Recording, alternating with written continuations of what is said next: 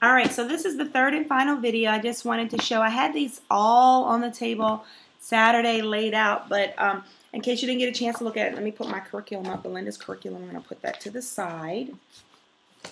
So these are just some quick Lapbook examples that my kids have done over the years.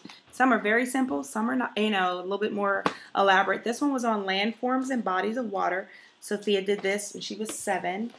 And sometimes we just didn't get to a photo. That's just, that's just life. It just happens and it's okay.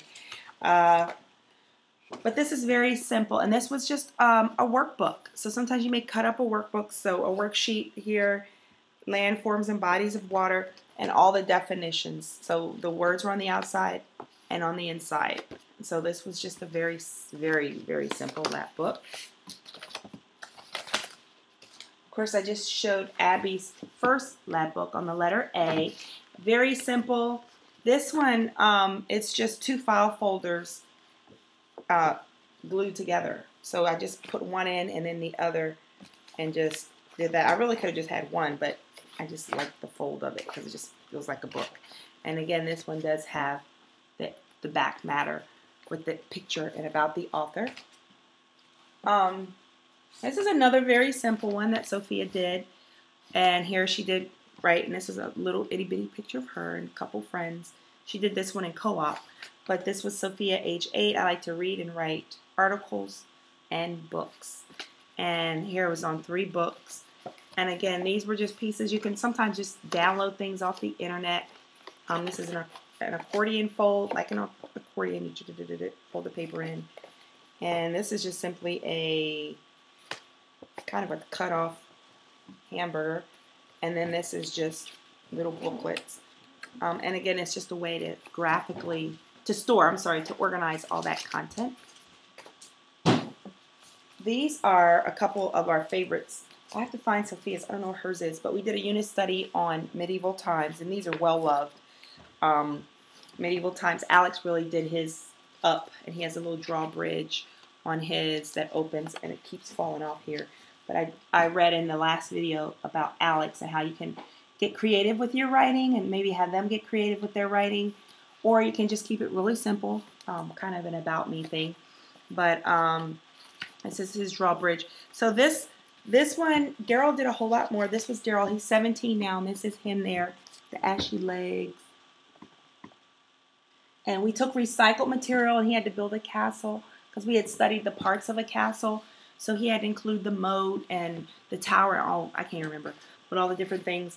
And of course, it's missing the part that says medieval, but it's medieval times.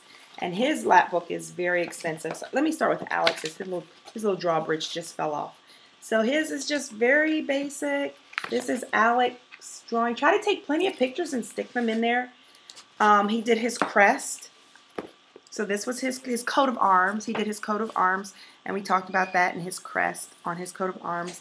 We talked about stained glass windows as some of the art form, and his is very basic. Not a whole lot going on here. He was too busy playing, being a knight, than working on his lap book, but that was quite all right. And Sophia has hers. She talked more about being a maiden. And then Daryl's, you can see it's just kind of falling apart. I gotta go back there and retape. So this talks about the origins of pagan holidays that happened during the medieval times, Easter, Halloween, and even Christmas. And he included some scriptures in here, and did a tri-fold on that. The church let pagans keep some of their old customs by making them a part of Christianity. So he had to research and just, and it was okay. He didn't have to write it. I let him cut it out and glue it in there. So we have that in a tri-fold, which works well as a travel brochure. This was, he had to talk about the armor of God. And we're a Christian family, so we do a lot of our work from a biblical perspective. So when we talked about medieval times, we incorporated some of that. So he talked about the helmet of salvation and all the way down. So we studied Ephesians 6:10. And this is just a little armor guide that I probably printed right off the internet. And he got to do each of the pieces. Again, this is a hot dog fold, kind of cut like vocabulary words. We did that earlier. But instead of vocabulary words, Now we just put the part of the armor. So you could do this with parts of the body. If you're studying anatomy, something simple or very detailed, and you want your kids to remember, you know, parts of a plant. You maybe have the roots down here. You have the stem, and then maybe you have the flower up here. Parts of plant. You could do, oh gosh, what are some other parts? I don't know. You'll think of stuff. Stuff will come to you, and you'll start to say, oh, this looks like a vocabulary, or I could do something else with it. Okay, so maybe that looks familiar there. Then this is an extension, so this flap extends this way. And again, I just cut a file folder here and just taped it inside. So here, Daryl did his family tree because we talked about the feudal system and the Lord and the king and all of that. And then he talked about crusades. Crusade, it's a holy battle. So we talked about different crusades, and we have a nice little map there with just some of the different crusades that took place. And I can't read upside down. How to become a master craftsman. I thought that was really good. So this is a fourfold. This was another way to show piece of 4 information. So I don't know if you can see that, but it's just a square. So you'll cut it down in a square and then just fold them in. On Saturday, we did the peanut, the stages of a peanut when we were building our lap book for George Washington Carver. And I think we did 6 pieces, but this is 5. And so first to become a master craftsman, you're an apprentice, and he explained that. And then you're a journeyman where you work for low pay. And then you make your masterpiece, you present it to the guild. And then you pass your guild's test, which is, all this is very interesting. So we talked about becoming a master craftsman. Talked about the jobs that the castle builders had. So you could be a mason, a carpenter, a blacksmith, a plumber. So a carpenter worked with wood, plumber worked with the lead pipes. Okay. So again, this is just simply the vocab thingies, you know, the vocab kind of thing. All right, but it's just smaller. And then we have another flap. We spent a lot of time on this. This was a really fun unit study. This is an accordion fold for a timeline, and I'll have to show you how to do that. But this is our timeline, okay? And so let me kind of put this back. And so we, I don't know if you can see, but we talked about, you know, kind of some of the things. It just keeps going and going and going and going. Okay, so I think I'm going to leave some of these out. This is one of my favorite ones. I don't leave this one out, but I think I'm going to leave it out now that they're older to really look through. So we talked about the medieval timeline. I have a little writing assignment that he did here, which is, based on a book he read called The Knights at Dawn. That's one of those, what's the name of those books? Those schoolhouse, treehouse books, whatever they're called. So he did a little paper on that. And then he did a travel brochure where he was recruiting a knight. Are you a male 21 years of age or older? Can you obey orders from the king? Are your parents of the noble society? Do you have excellent sword fighting and horse riding skills? Are you honorable, brave, and strong? Then apply at the Lord's castle. And so, and then he also went on and, I'm losing my timeline here. And this is a trifold again.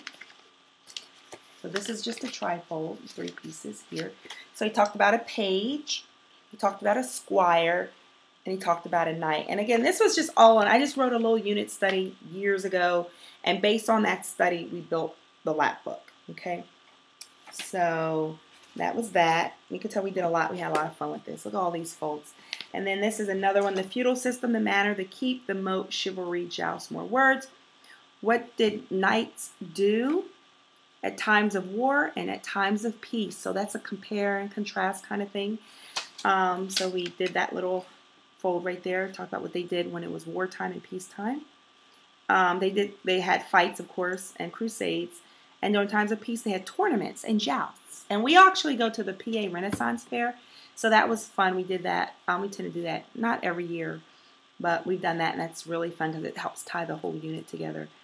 And then talked about Joan of Arc. So he did little book reports. He did a character analysis here on Joan of Arc, and our little books are just all falling apart.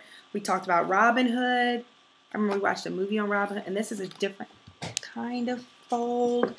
here. So it's like a pie. You can see that in a circle, and you cut it, and you put one of those little brag thingies, those little fasteners, and you just fold it up and in and in. So we have Joan of Arc, we have Robin Hood, and we have, who's this right here?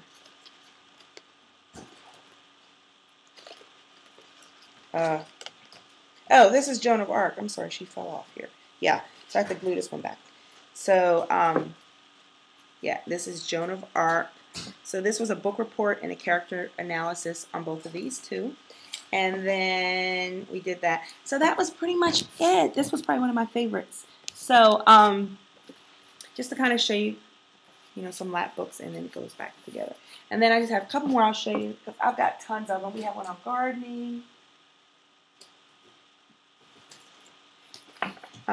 We the People, gardening, and I like to keep the ones that are special to me all together because I explained that if anything ever happens and I need to run out of my house quickly, where's the gardening? Here's this one. Sophia did this one on gardening. That, God forbid, if we ever had a fire, thank the Lord we've never had one, but I would actually save my lap books. That's how much they mean to me. I would just scoop them up in the little crate. I have them just like this. And we would just go. I'd save the kids in the lap books, right? So this one she did on gardening. It's her little garden, and this was about her. And it kind of opens. A little leaf sample, and this was her little picture inside of a flower. This is a tab booklet. Another way you can present information of 4 where you cut out. And I can show some of these more advanced folds on another video. But this is the fruit part, the stem, the leaf, and the root, and what we eat. And then this is the vocab right here. So mulch, soil, gardener. These are some of her vocabulary words. Prune. And then this has an extension, so this folds up. And we use all sides of the flap, what a plant needs to grow. And then these are just worksheets that she did that we put in there. So this was from our nature walk. I just put them in, I taped them down and put them in a little plastic wrap. So these were samples of ferns and leaves and stems and, oops, it's just all kinds of stuff falling out. And this was a cedar, and this is her writing. And I like looking at their writing, especially as they get older. You start to miss these phases and you realize it just doesn't last forever. So let me fold this back in first, and then this one, and then this one. Okay, and then I think that's pretty much it. I'll just show you one more where we had all 3. And this was Perpetua. We watched a video from Torchlighters or something or other, and they have a little workbook that comes with it. And she was a martyr. She was persecuted for her faith. And so we did a lap book together after watching the video. And we did a couple worksheets. So this one is Daryl's. I should put them in age order. And then this one is Sophia's. And this one is Alex's. And that's kind of her in prison. And I just copied the page. So again, I did really fun. Each of them had to hold up like they were in prison kind of thing. And I just said Daryl's 12 years old. He learned that Perpetua was brave because she was afraid of the pain, but not afraid of death. A couple years ago, he was persecuted for his faith by neighborhood boys. They would tease him about Jesus, but Daryl stood up to them. As of the writing of this lap book, none of them have come to Jesus, but we are still praying for them. So that was their little, again, just creative writing to tie in the bio on each of them. And these are my babies when they were little. That's Alex, and he was little. And this is Sophia when she was little. So those are fun. So you can just snap a picture, write it. You can write it. They can write it. And then in here we just did, whose is this one? This is Alex's. So we just did the flag, like a small flag, and colored it. Perpetua's life, just 3 pictures of her life. A little puzzle thing here. Some copy work. Coloring page, so that was Alex's. This is Sophia's. Let me see if it's the same. I haven't looked at these in a very long time. Oh, she added a little bit more. So we have a little flap for hers. Oh, she compared Daniel to Perpetua. So she did a little compare contrast. And she actually put her Venn diagrams on the inside. So the one we had the Venn diagrams on the outside. She did her Venn diagrams on the inside and compared and contrast. And then more pages. And then the last one, and then I'll be done. Daryl did his. He did the secret symbol, the fish, on like crumbled up newspaper. It looks like parchment paper almost. And he did a little writing on the Great Commission. Compare and contrast Perpetua to Daniel. He did some writing of some vocab words and a few more pieces, some worksheets. So that's pretty much a lap book in a nutshell, what I shared on, some of what I shared on Saturday. And again, hopefully to get you going and get excited about it. And it's just fun. I enjoy it. The kids enjoy it. And it's a great way to just constantly grab that information. Again, if you have any questions, just hit me up on the group and tag my name. Or you can also just send me a message in case I don't respond right away. Alrighty. Bye.